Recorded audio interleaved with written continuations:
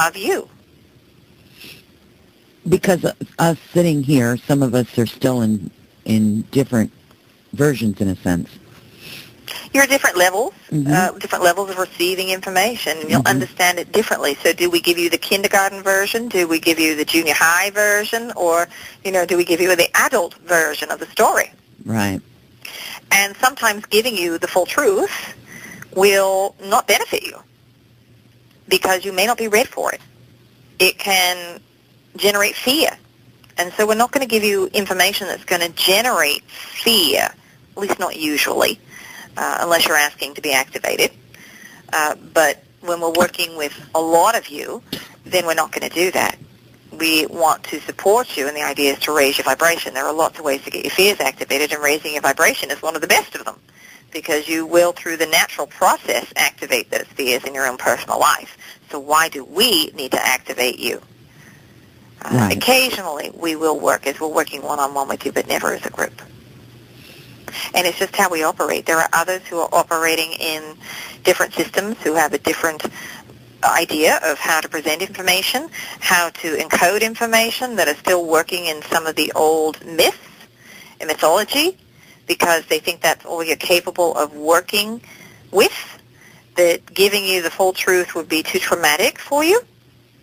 We are not a supporter of that, working with the old myths. We think that you're ready to hear more truth. You've got a lot of the ascended masters. We don't necessarily align 100% with their version and what they're sharing with you. We think that there's a different perspective also to be had, which is why you've got so many beings giving their 2 cents, because each of you needs information in a different way at each time in your life. There may be times where you feel that you want to go work with an ascended master to trigger you in a particular way, and it could be because of how you've worked with these particular beings in the past. It can stimulate you and activate you in a different way than we can. So we're here to present a different perspective of reality. It's not the right one necessarily. It is a one. Truth is always, always, always colored by perspective.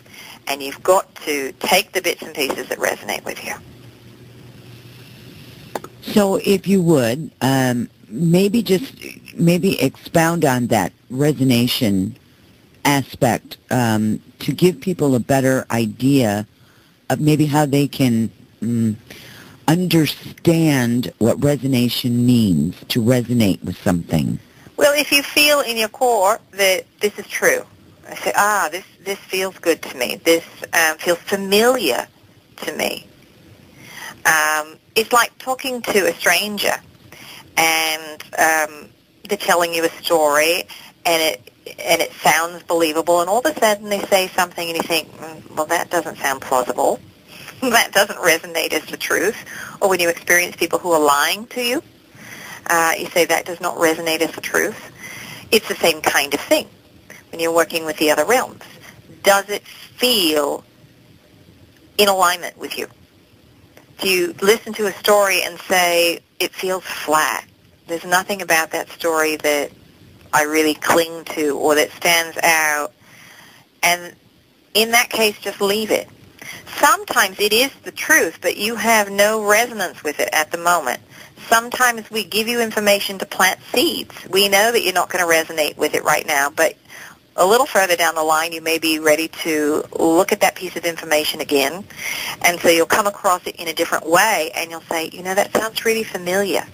I know I've heard it somewhere before, and it's because we've mentioned it. It felt flat at the time, and you didn't follow up on it. You weren't curious about it. You didn't have questions about it. It just was flat. It went in one ear and out the other, so to speak. But you all know intuitively if it resonates with you. If you get excited about it, then there's a thread to follow. And it's just that. It doesn't mean that it's an absolute truth, but it may mean that there's something of interest that you need to follow there. So here's a question for you is a personal thing, because you mentioned threads and you mentioned strings, and that triggers me in a positive way, personally. And you brought that up a few times here on the show, and I think at one point you had said to us that that would be a very, very long conversation.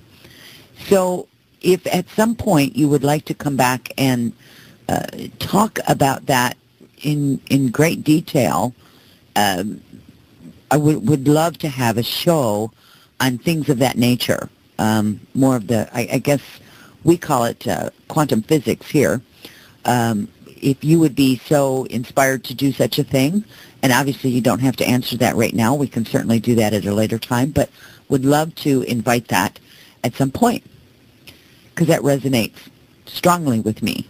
Yes, there are some things that you are prepared to hear and some things that, again, are going to feel a bit flat because you're not going to be quite ready.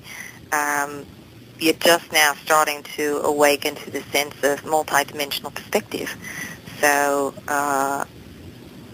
there is more to it. We've covered a lot of it, not in a lot of detail, but we've covered a lot of the ground as we're talking about strings of probability and dimensional structures and how to view them. Dimensions are nothing more than games and rules to a game. It's like playing basketball or soccer. They're different. They have different sets of rules, and that's all that dimensions really are. And as we said earlier, one's not better than the other. They're just different. Yes, you don't have to be a more highly evolved being. It's not like you've got to start at the bottom. You are divine source energy. And that's what all of you have got to see within yourselves in order to make this process of ascension. You are divine source energy.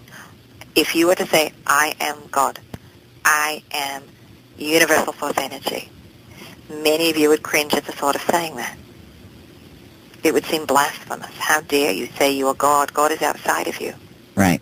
God is separate from you. How dare you? You are source energy.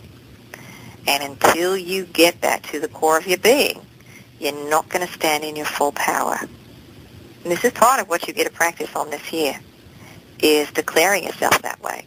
Here's how it works with the 3 years. 2010 is manifestation. So you're learning how to manifest. And in the process of manifestation, you're determining what you like, what you don't like. You're integrating. As you integrate, you increase your vibration, which takes you into 2011, which is activation. So you start to activate new genetic coding. You start to turn on and off codes. You start to activate your new energetic body, the one that's creating the templates for the physical body. Right now it's like an overlay. There's one on top of another. You've got one template that creates this dense physical form, and then you've got another which you're activating, which is starting to create your new body for you. And there is kind of an overlay of your meridian system. There's a new, it's almost like a vascular system. It's rivers of energy that can flow through you. And that's being created and generated as well, and you're activating it and tweaking it. And many of you, if you're starting to heal, may start to see or experience this new flow, this new system. You may see this new system, and you will find points getting turned on and off. That's what's going to happen next year.